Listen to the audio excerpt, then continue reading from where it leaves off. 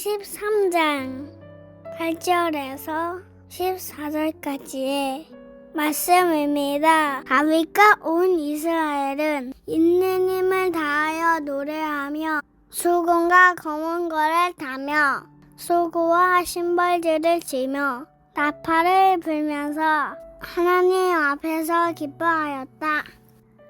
그들이 기돈의 타작 마당에 이르렀을 때에 소들이 뛰어서 괴가 떨어지려고 하였으므로 웃사가 그 손을 내밀어 괴를 붙들었다.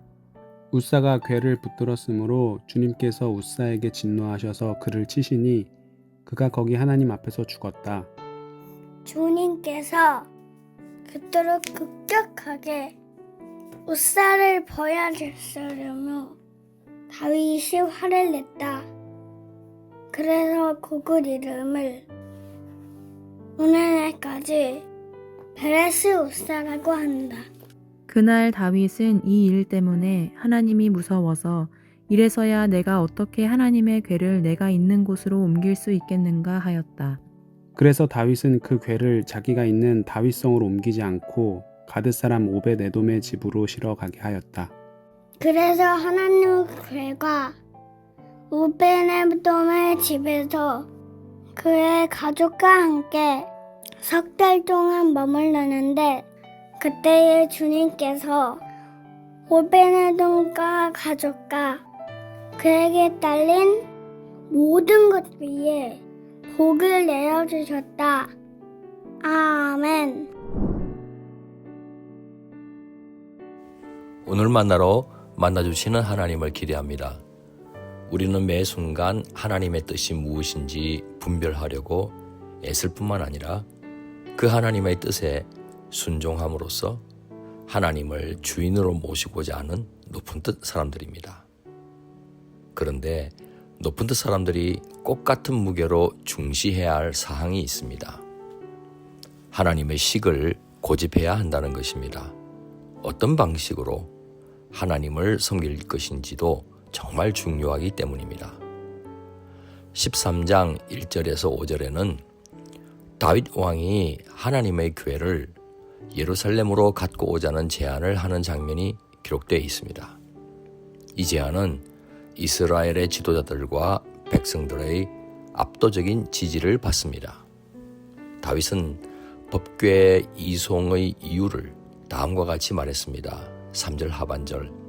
사울 시대에는 우리가 궤 앞에서 하나님의 뜻을 여쭈어 볼 수가 없지 않았습니까? 다윗은 물론 온 이스라엘 백성은 하나님의 임재를 회복하고 하나님의 뜻에 순종하려고 했던 선한 동기가 확실했습니다. 한편 법궤는 과거 사사시대의 블레셋과의 전쟁에서 이스라엘이 승리를 보장받기 위해 앞세웠다가 도리어 패전하면서 탈취당하지 않았습니까? 그런데 블레셋 땅에 불길한 징조들이 반복되는 바람에 블레셋 사람들은 벳세메스에서 기럇 이아림의 법궤를 옮겨놓은 상태였습니다. 그 후 20년이란 세월이 흘렀습니다. 다윗 왕이 주변을 평정하면서 왕국이 안정기에 접어들자 이 기럇 이아림에 안치되어 있는 법궤를 운반해 오려고 했던 겁니다. 그런데 수레에 법궤를 싣고 소가 끌게 하는 방식을 사용했습니다.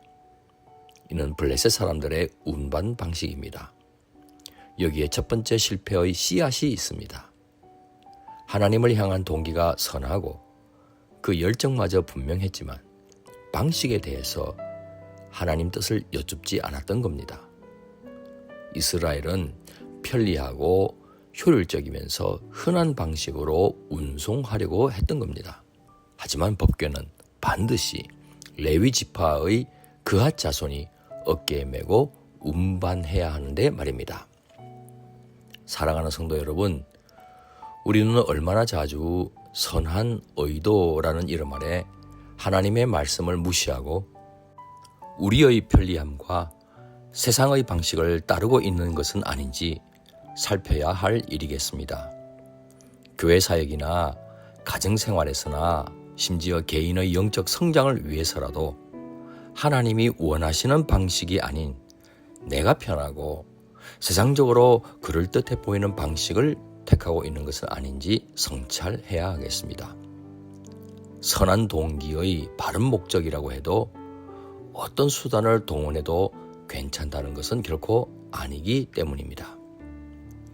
이제 법궤가 기도원의 타작마당에 이르렀을 때 이상하게도 소들이 말처럼 뛰었습니다.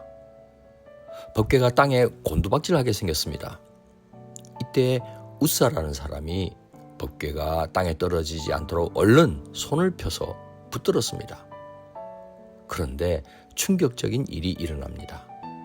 웃사가 그만 즉사하고 만 겁니다. 성경은 하나님의 진노가 임했기 때문이라고 했습니다. 하나님께서는 단순한 실수로 보지 않으셨습니다. 당신을 경외하는 방식과 직결시켜 보셨습니다. 인간적인 방식을 따르면서 당신의 계명을 너무도 함부로 대하는 마음 중심이 드러난 것으로 간주하셨던 겁니다. 하나님께서는 인간의 편의에 따라 세상의 물건처럼 당신을 다룰 수 있다는 오만한 태도를 심판하신 겁니다. 원래 법궤가 도착한 곳은 나곤의 타작마당이었습니다. 타작마당은 나곤의 소유였던 겁니다. 하지만 이 사건 이후 기돈의 타작마당이 된 겁니다. 하나님께서 웃사를 치신, 즉 베레스 웃사의 재앙이 나타났기 때문입니다. 이 비극적인 사건은 다윗과 이스라엘 백성에게 큰 충격을 주었습니다. 다윗 왕은 이 일 때문에 하나님을 두려워하게 되었습니다. 아마도 자신의 영혼을 하나님께서 타작하고 계시다고 느꼈을 겁니다. 모두가 두려워하고 있을 그때에 오벳 에돔은 임시로라도 자신의 집에 법궤가 안치되도록 했습니다. 이후 다윗은 레위인을 불러 법궤를 메고 운송하게 함으로써 법궤 운송이라는 거룩한 프로젝트는 끝을 맺습니다. 동기나 목적이 선하더라도 하나님을 기쁘시게 해드리는 방식을 선택해야 하겠습니다.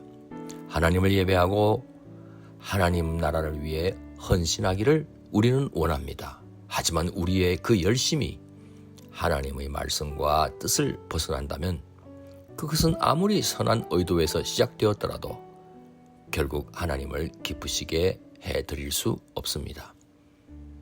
다윗의 실패를 보면서 하나님의 거룩하심과 그 주권을 경외하는 가운데 우리의 모든 동기는 물론 방식까지도 철저히 점검해야 하겠습니다. 세상 방식이나 우리의 편리함을 따르지 않고 오직 하나님 말씀에 순종하며 나아가야 하겠습니다. 기도하시겠습니다. 우리의 중심을 보시는 하나님, 매 순간 하나님을 기쁘시게 해드리는 뜻이 무엇인지 분별할 뿐만 아니라 그 뜻을 행하는 방식도 또한 하나님을 기쁘시게 해드리게 하옵소서. 귀하신 예수 그리스도의 이름으로 기도드립니다. 아멘. 이제 두 가지 제목으로 함께 기도하겠습니다. 첫째, 오늘의 말씀을 따라 기도하겠습니다.